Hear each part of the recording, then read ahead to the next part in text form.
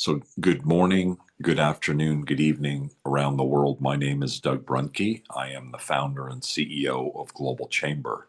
Whether you're here with us or you're listening to this on a recording, I just wanted to say that it has never been as important as now to be involved with global business. The world is changing at breakneck speed, and technology is evolving to allow us to be connected around the world, to be a better community overall, and to make progress as humanity. We're going to be talking about business opportunities as we always do here at Global Chamber. Our focus is, what's going on? What are some of the things that we should be aware of so that we might be interested in them? Certainly, we sometimes talk about challenges and difficulties, usually with the idea of either walking around them or finding some solution when we can to them. But generally, we're talking about opportunities. And Vinay Kulkarni, I asked to speak today. He spoke, I think it's been 2 months, on dharmic approaches to business and how that can help you be in your business. And I thought that would be a great follow up. And actually, Vinay, what prompted me on it was the autobiography of Martin Luther King, actually, that got me thinking about you again. So he was talking about how Christian religion, which I'm used to, is very individually focused, and that he started talking about when he was young. Dr. King studied Gandhi and the more holistic approach to rather than just me as an individual, we as a community. And so that really got me going in a variety of different ways, including reserving Gandhi's autobiography. I haven't read it yet. And not that we're going to be here talking about Gandhi, but the concept of we as a community, we as the global tribe, we supporting each other. It reminded me of what you had spoken about earlier, in that a holistic approach, a more mindful approach is okay. If we're doing it by ourselves, for ourselves, is fine. That's certainly a good start. But what I started to think of was that when we're running a business, it's more complicated than that. It asks you to be stable yourself and now get to the next level, which is creating a mindfulness and a stability and an interaction with other people, with people within the company, with partners, with clients or members, and it's a bigger challenge, but also a bigger opportunity if we're up to it. So and I may be reading far too much into the approach that you shared last time, and maybe it's odd to bring this up relative to what we're trying to do, we Global Chamber, and what you are trying to do. But nonetheless, I thought what you talked about last time was important. So I thought we could start by a 5 or 10 minute conversation of at least a refresher on key aspects of dharmic thought and what you've brought to the table with your business for all of us, so that we can be better, we can manage our business better, manage our relationships better, and be more impactful and more successful. So do you mind starting? And is that an odd way to think about things? What is an odd way? You mean through Martin Luther King, or what is this? Why do you feel it's odd? The connectivity between all of those things. No, no. I mean, that's the whole thing, right? So it is not so much of a cultural thing. It's not about customs. It's not like, oh, they do it that way and we do it this way. That is not what this is based on. It's basically, let's say, the people in this part of the world, in India, thousands of years ago, just like anybody else, it's like suddenly you show up and the game is going on. There's already a game going on, so many players, and you can see that something is happening and people are following some kind of rules, and but you can't understand what the game is. And it's everything is happening so fast. So you're thinking, okay, what is this game and how do I play this game and what is my role in this game, right? So different people are going to, when put in that kind of situation where something very complex is going on, some people may get very anxious and get into a anxiety or fear mode, or some other people may get into a more meditative observational mode. So let's just say these people got into a very meditative observational mode. They started observing that there are certain ways the universe is working. Everything is happening in cycles. There's a day and night cycle, sleep and wake cycle. There's the cycle of the sun, the cycle of the moon. You have a day when there is no moon, and then it goes through a whole circle, and then there is a full moon, and then it kind of repeats, right? And you feel hungry, and then you eat, and then again you feel hungry. There's a cycle going on, independent of you, without you doing anything. And it's happening inside you, it's happening around you, internally and externally. And they started wondering, is there a relationship between what's happening inside me and what's happening outside me? So these deep observations and this kind of questioning help them discover there are certain governing principles of the universe. And again, when they saw this, you can either react in a way where you say, okay, whatever this is going on, I want to be the dawn that controls this whole thing, right? Or you can ask the question, wow, something amazing is going on. It's much bigger than me. And I'm just a tiny speck in this whole thing. And now this is so beautiful. This is so wonderfully constructed and designed. So I have two questions. What is my role? How can I help to make this more beautiful or keep this as beautiful as it is? And what are the things that I should not do so that this whole beautiful thing gets disturbed in some way? So when you ask these questions, it leads you to, okay, what are those actions that I can take that are going to preserve the harmony, remove any kind of disharmony, create harmony, right? And create well-being for maximum number of people while minimizing any negative impact, right? So it's about being in harmony inside me and outside me, and the harmony between me and the outside, right? So this kind of questioning further led them to understand that everything in the universe is interconnected, and there are very complex ways in which these things are interconnected. And they realized that human beings are interconnected, and human beings and animals and plants and the entire living system is all interconnected. Later on, about 20, 30 years ago, somebody said, they came up with the Gaia hypothesis that the whole planet is a living system. But this thought and idea was the starting point of thinking of the Vedas, 5,000, 10,000 years ago. They already saw that, everything is interconnected. And the actions of even one individual, it can have ripple effects on the whole system. That's why we don't think of ourselves as individual. Even my own body, I'm not individual. I'm a colony of 50 trillion cells. And each cell has its own memory, intelligence, and so on. So I see myself as part of a larger living community, larger living ecosystem, right? It's like Chief Seattle's letter that he wrote to President Truman. The bear and the eagle, and these are all my brothers and sisters, right? And I feel connected with the rivers and the mountains and all that. So you feel one with the whole environment. It's a oneness, right? So you feel one with the tree.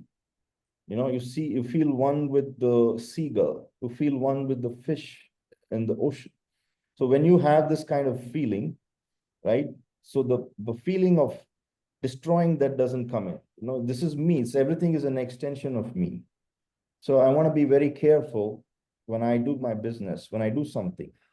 Suppose I'm going to a different country and I go there and I see something beautiful is going on, beautiful culture, everything is so nice.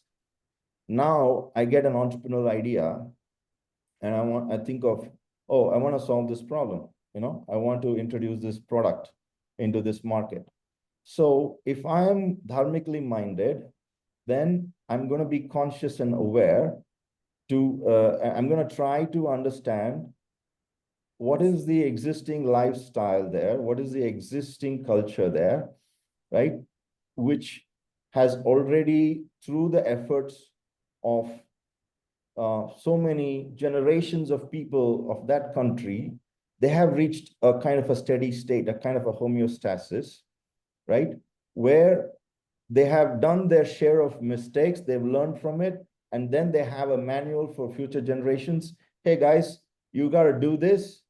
You should not do these other things, and you should do these things so that you don't have to learn everything from scratch all over again. Every generation doesn't have to repeat the same mistakes and go through the same learning. From generation to generation, there should be progress. Build on the learning of the previous generation. That is to happen. That means that there is an ongoing cultural transmission of that cultural knowledge, right? And when me going from outside may not fully understand all the nuances of that culture, why they do certain things, but I bring in myself some kind of respect that these people have worked hard for so many generations to develop this lifestyle that is suitable for this climate, for this soil, for that country, for that people, right? Now, if I'm going to be an entrepreneur, right? Entrepreneurs can be catalysts, can be positive agents, can also be agents of disruption, right? And in Silicon Valley, we celebrate disruption. We'll say, go and disrupt everything. But as a dharmic minded person, I might say, if I go to Norway, I go to Scandinavia, I go to some Sweden, somewhere, something is already there. I need to respect it, understand the sacredness of it for those people. And so when I'm introducing a product or service, it needs to support and enhance the existing lifestyle that they've developed over hundreds of years.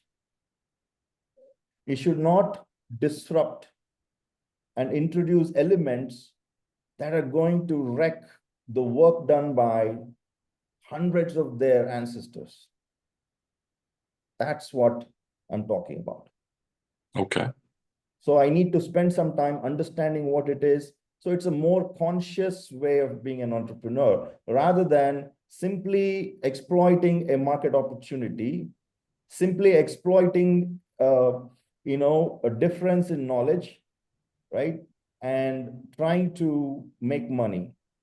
There's no issue with making money from a dharmic perspective, but it has to be for the dharma means that which sustains and that which creates harmony. So whatever I do, whatever I introduce, it needs to sustain the life over there, sustain the lifestyle over there, respect the local culture, etc., and actually help to enhance. So if I go to Japan, if it's a meditative culture, I can introduce tools that allow meditators to do that better. If I go to some other place, they already have something going on, I introduce something that's going to help them do what they already do better without negatively impacting either the environment or their culture, right? So that is the whole idea behind it. I don't know. Okay. I can stop here or I can give more. We should probably kind of circle back and make sure that if there are questions or comments, does anybody, and there were a couple things that I just wanted to emphasize there. One was that you had spent some time in Silicon Valley. And so the concept of harmony versus disruption, I think, is an interesting one, in terms of, like you said, the goal in business is to be a disruptor, right? That's said over and over again. And there are things that need to change, right? There are things that can be disrupted to create better harmony, I think is what you're saying. There are things that are disruptive but create disharmony. So I like that distinction. So does anybody have any comments about what Vinay has talked about?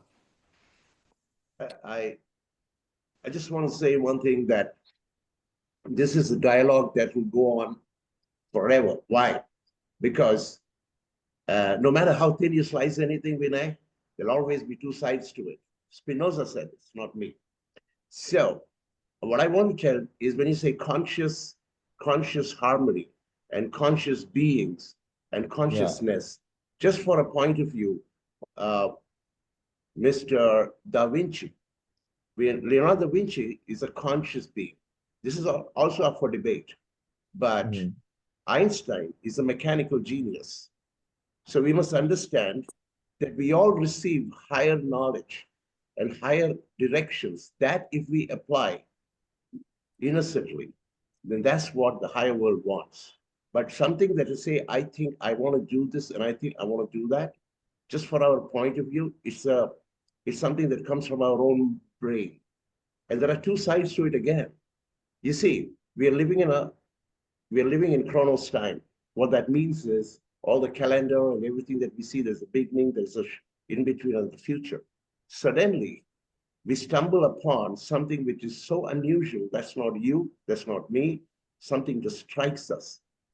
That is what is called Kairos time.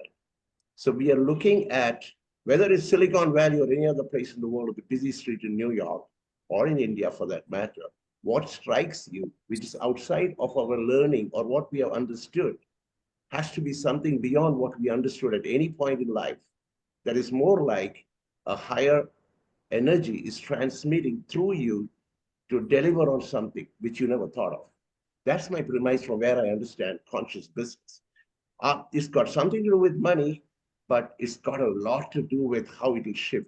Lastly, I want to say, whenever we do whatever we do, we need to fail upwards, which means the reason for doing business is not reactionary. The reason for doing business is regenerative. It's regeneration. That is the nature of our life. That's about it. Just my point of view, Vinay. Okay. Great thoughts. Would love to talk with you more offline. Thank you so much. Sure. Does anybody else have any comments that they'd like to make? Vinay, hi. Yogesh Wagli here, principal partner of GFV Universal Consulting LLP. Well, I'm a fan. In fact, as Doug has said, you met us 1.5 months back, exactly. 46th day we are meeting, when you first give a wonderful session on Dharma and its principle. In fact, in our Hinduism, it is considered as a prerequisite for karma. I mean, dharma and karma, they are related to each other. The more we do in a very good perspective, the best of fruits we derive. Anyway, I'm joined by Sayana. Sayana would love to actually collaborate with you, because your thing is more akin to HR and people strategy. Sayana, can you say what is your perspective? Over to you, Sayana. Thank you so much. Though I mean, I'm traveling today, but I couldn't resist myself from joining. So if you hear a little bit of background noise, I apologize in advance for that. So I think this was a very, very invigorating conversation to hear, because today, somewhere in the chase of material pleasures, we have somewhere lost the whole essence of ethics and running businesses, making money ethically.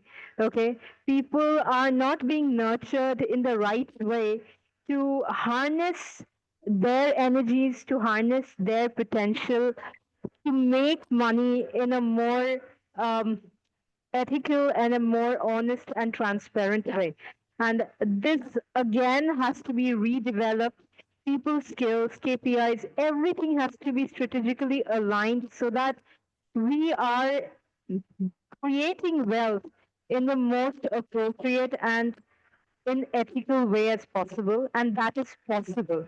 It's not something which we are talking out of books. It is absolutely possible, even in pranic healing or arhatic yoga, which are like very old principles of India.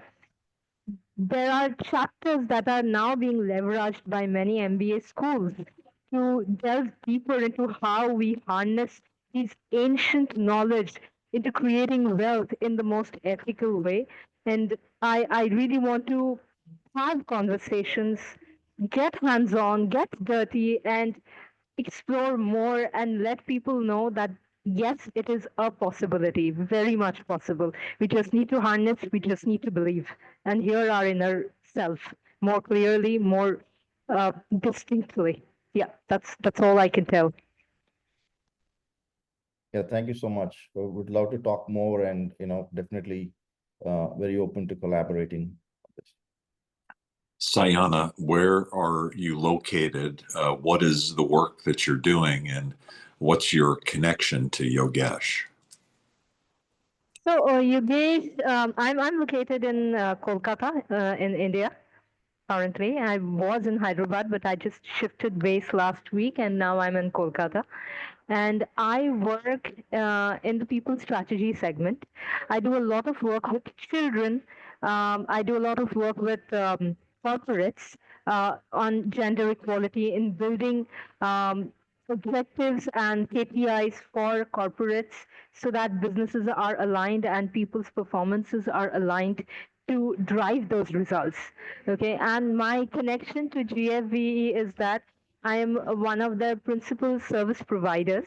Yogesh is working very hard with lending departments and many other financiers, and everywhere making safe spaces, psychological safe spaces, is not an exception, and it is something which is becoming non-negotiable here.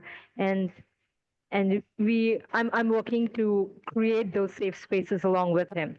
So that's where I belong. Thank you for sharing. Doug, I would like to add one more point to Sayana. Sayana is from Calcutta. I do recollect when I introduced exactly 2 months, 12 days back, the first session of Larry Bass and Laura Bass and Barry. So I told you that if you are looking for some very excellent, the chapter in Kolkata, Sayana is the right person. Thanks a lot. Very good. Thank you. Sayana, I've reached out to you in LinkedIn and happy to have a conversation to understand more. Thank you. Absolutely, Dodge. I will also reach out to you. Thank you so much. Thank you. Vinay, I think the next topic we'll be covering is Omnibot opportunities in Gift City, and have Yogesh and Shanker talk more about that. Yes. Before we do that, though, what else would you like to share, and what other wrap-up comments would you like to present today? I think, thank you for giving me a chance to talk about this, but I think I have a full process developed for an existing organization to become a dharmic organization that is, it's self-sustainable, and its actions and policies help to create a more sustainable world. And we need to think about, is there something we can, for global chamber members, that we can do so that they can learn see how this can actually be done on a practical level, and at least explore. And it is actually going to help them be more innovative, and be more profitable, but in the process, create more well-being in the world. So if there is any chance for that, we should talk about it.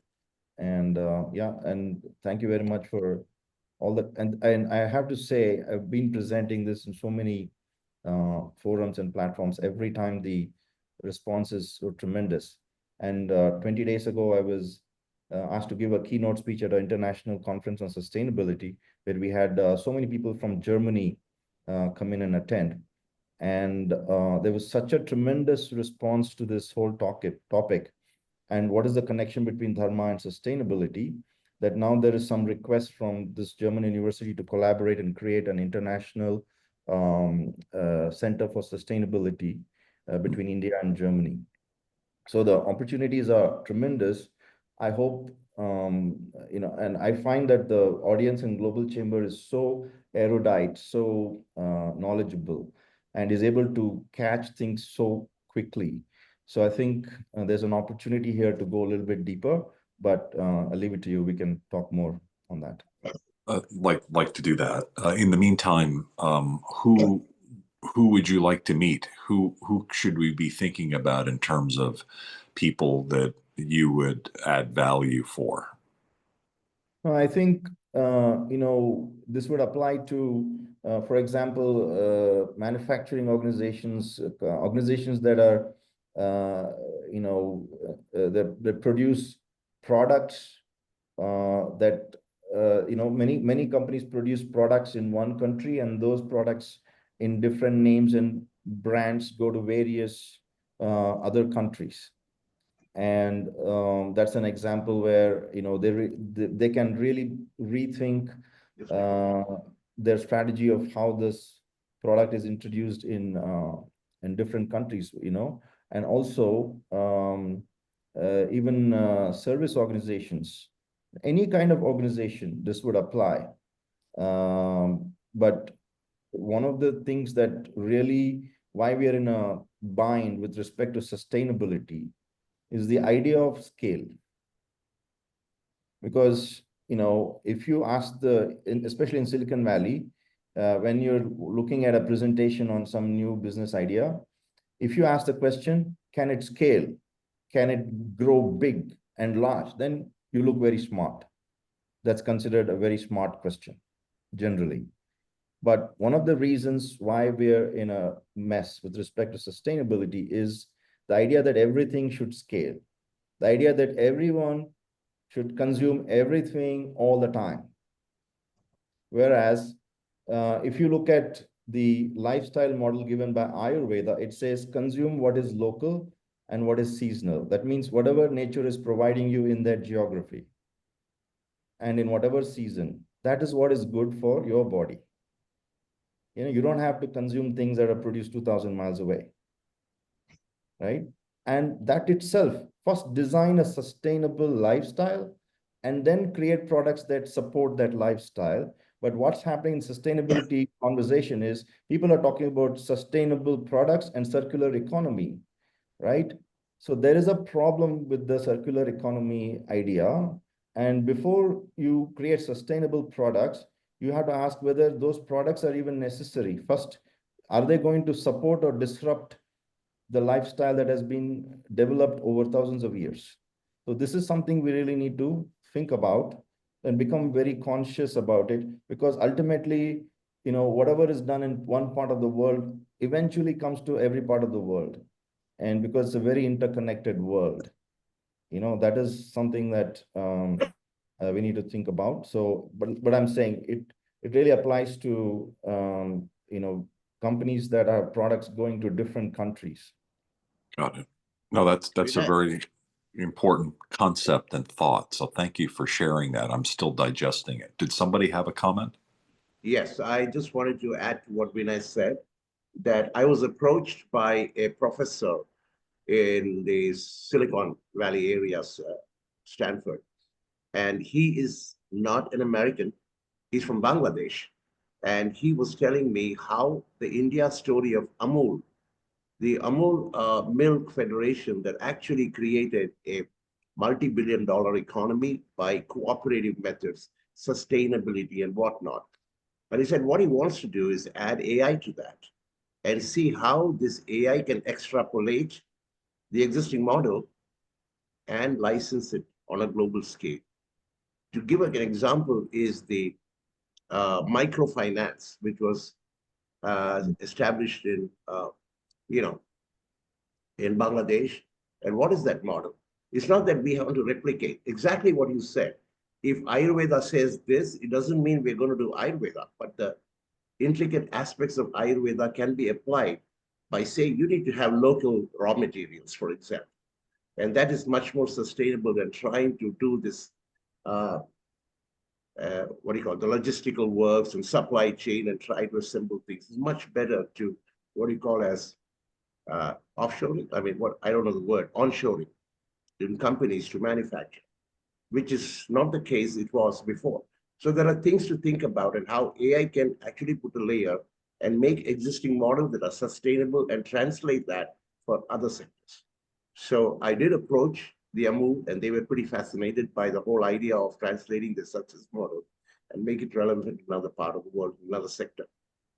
Thank you. Thank you for sharing. I'm struggling with it and going to be thinking about it. That the concept that you introduced, Vinay, about the localization and sustainability aspect versus, and maybe it's not versus, maybe it's in alignment with an interdependence of humans and the humanity that includes things like the semiconductor supply chain, which is totally very globally interdependent from all the way from every aspect of production all the way to consumers. And how does that concept, or Shalom Bako has joined the room. He has exports from Africa, and without those exports, as I was telling my wife the other day, I wouldn't be drinking hibiscus flavored drink, nearly every day, having been motivated by him to at least try it. And now I'm addicted. And in fact, maybe addicted is not the right word, but just 2 days ago, my grandson was drinking, he likes bubbly water, and I have a hibiscus flavored bubble, carbonated water that I drink. And he was like, "Oh, Grandpa, let me try." So he tried hibiscus, and now that's his favorite flavor as well. Given the global supply chain for that, I'd be very sad if I didn't have that in my life and not have Shalom in my life. So I'd love to hear Shalom's perspective on that. We do want to switch over. However, let's hear from Yogesh and from Shanker regarding the Gift City opportunity. Could you gentlemen share a little bit more about that and what we should know? Thanks, Doug. First, I would like to thank you all, but I would like to inform that Shankar will start with the preview and I will end with what are the financials involved and how it can be beneficial to the global chamber overall. Over to you, Shankar. Oh, okay. Well, before I do that, I guess I forgot to thank Vinay. Thank you, Vinay. Vinay, thanks a lot, and see you in Bangalore soon. I know you've got to get back to your group. Look forward to it. Thank you so much. Thank you, Vinay. Thank you. Thank you so much. Very appreciative. Thank you. So please go ahead. Yes, the gift is a ever ongoing story of India's biggest opportunity where finance is concerned, and like he said, special economic zone. Now, we also spoke to the gift authorities today, and they're pretty impressed and excited because that's the fundamental thing, to bring the gift news to the world. Because, everybody knows Dubai, what is happening and the wonderful things they're doing. Gift is as good or even better with its reforms, with its taxation, with whatnot products that are offered on a global scale. So the fundamental premise from where we are doing what we are doing is supporting the government in their best endeavor to really reach out to groups around the world, whether they are technology groups or banking groups or funding groups, and to actually teach them and to give an empowered understanding of why gift. That's where we come in. And for that, what Yogesh has done is Yogesh has brought wealth management companies who understand the whole dynamics and the science behind facilitating international funds to a destination like GIFT. They know the way, they have the wherewithal to actually facilitate funding and setting up companies at the GIFT. Now, here's the thing. As Global Chamber, I'm taking the two companies Yogesh has brought, which are huge in their category, and go to GIFT and say, you know what you are doing? You're doing road shows around the world. You're going to different cities in India. We are a hybrid model. We are already connected, and we know who is doing what and who wants to come to GIFT. But they might be lacking some real vital inputs and information, which we will craft, and we won't be delivering it. It will be delivered by groups like the Wealth Management Group and the GIFT authorities, the government authorities. So we are actually facilitating our outreach program to the GIFT in a 10x model of hybrid so that they know that we can reach the audience they need to reach. And we will also help GIFT to craft it in a way from an event management perspective, what needs to come first, what needs to come second, third, and have all those registrations done from our websites and other systems that we develop and put it across. So they are interested to do this with us. They are pretty much impressed by the fact that we have 525 metros. And even if it looks like really huge, we are suggesting that we'll have event after event, maybe once in 3 months for you to do what you're doing. You may go ahead and do what you're doing, but we as Global Chamber and actually companies who understand the dynamics of facilitating investments into Gujarat will be our partners, will be our long-term partners. And as our long-term partners, they are patrons of Global Chamber. So there is a win-win situation for all. The idea is not to just manage an event. The idea is to, bring investments into Gujarat, given our reach and given our understanding. On one side, there is Global Chamber, which has got its outreach. On the other side, there is wealth strategies. They can support and put it all together in a way it is understood by the financial people in the world, what they're looking for. Yeah. Is that? Thanks, Yeah. Shankar.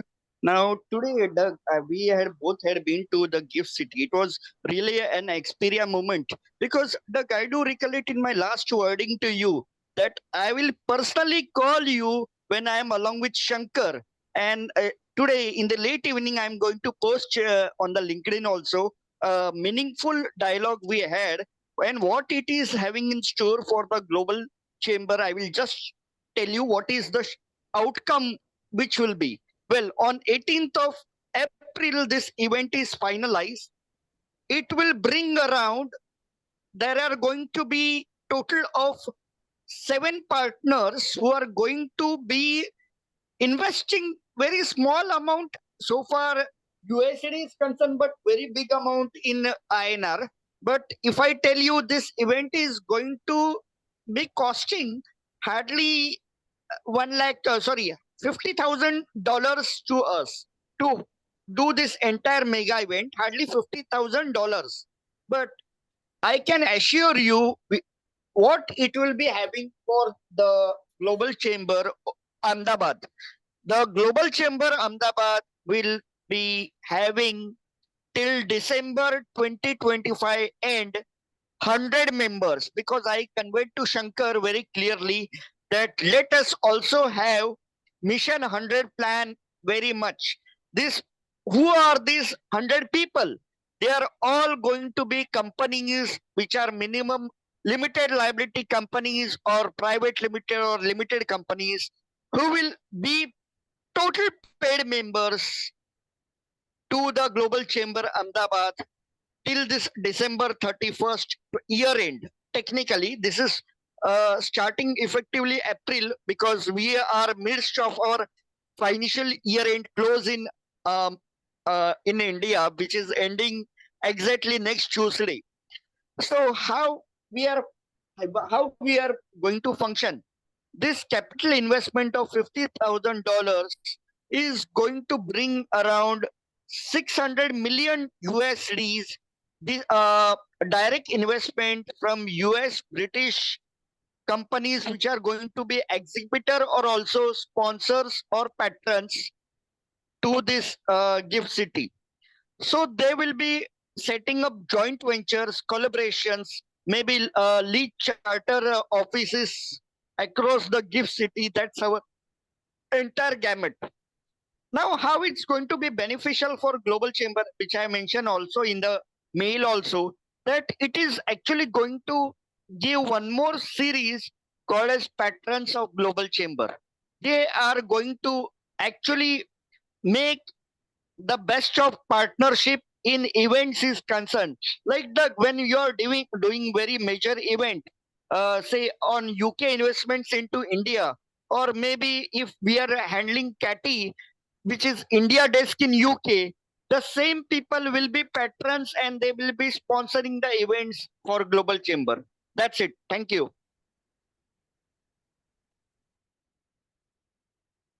Okay, thank you for sharing. Anything else, Shanker? Yeah, I mean, we are planning the 18th April as the first kickoff, and that will give us the blueprint on the next steps that will go. And like you always say, step by step, in simple ways. This event is going to be a boutique event. It's not going to be such a mega event, but it is also a way to collaborate with the so-called patrons because they see value in what we are doing and they see value in Global Chamber on a global scale. So together, we can build this model for Gift City and make members as FDI guys on the other side. There can be a lot of revenue being given to the Gift City, which is their major plan. And in that proposal, we will create the soft landing support, which is basically whatever they want.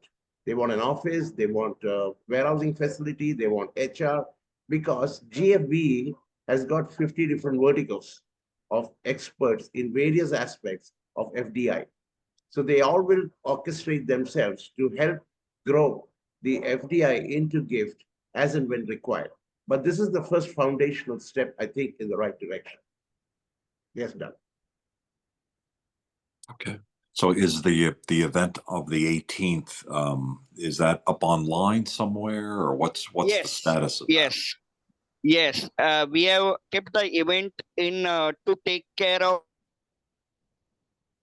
people like you, who is going to be a keynote speaker for this session. We are going to keep in India time second half, ideally after 3:30 India time. So technically it is early, but the sequence of event is where you will be given a slot of 7 a.m. in the morning to speak from USA as to how the Global Chamber can make a global impact for these investors, which are either inbound or outbound.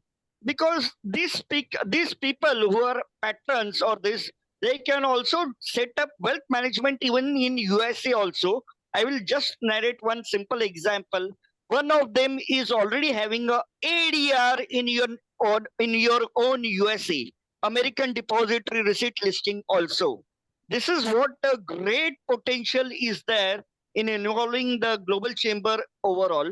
Today, Shankarji and I, we were discussing as to how GFV can be the game changer. Well, Doug, as I mentioned last time also, we are into all the domain areas, but everywhere it comes back is the lending and finance.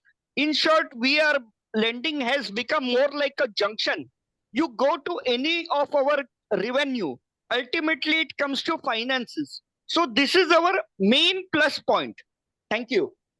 Okay. Have you met and have you already talked with some of the folks? I guess Shanker, let's take that offline. There's a couple people that probably makes sense for Yogesh to meet. What's your if there's anything we can do to help on the 18th, I think just let me know when the event is. And I still quite honestly don't understand what it is. But if you send me the link, I'd like to learn more. Sure, Doug. Sure, Doug. I'll put that together. Yogesh, you wanted to say anything about the insurance that you can give the members? Let's reserve by mail that and send it to you as early as possible. Yeah, that would be great. Sure. So any other opportunities, Shanker, for Ahmedabad, anything else that you're working with? We should actually set up a special committee. Anything else that you're working with there in the chapter that we should be aware of? Shankar ji, over to you. Yeah, Our special committee discussions. Doug, one of the things that have come about is my work I'm doing with Anil Mulchandani, if you remember. He is a culinary expert, and he's also in the hospitality area, and he runs his own magazine. And we created what is called the Art District of Ahmedabad, which Mona runs it. And what we are trying to do is repurpose historic homes and make it sustainable. That's one. At the same time, we are helping artisans grow their businesses, for which we are finding the necessary small funds to get them all sustainable through banking support systems and stuff. So we are going to have an event, and that's for small businesses, how they can thrive. And probably we'll tell them how to run a business format, a business plan, and what they don't know that they should be knowing to run a proper business. So this is something that I'm working with the women folks here. And slowly I will get them onto Global Chamber, because there are many small business women interested in going forward with our Global Chamber. Okay.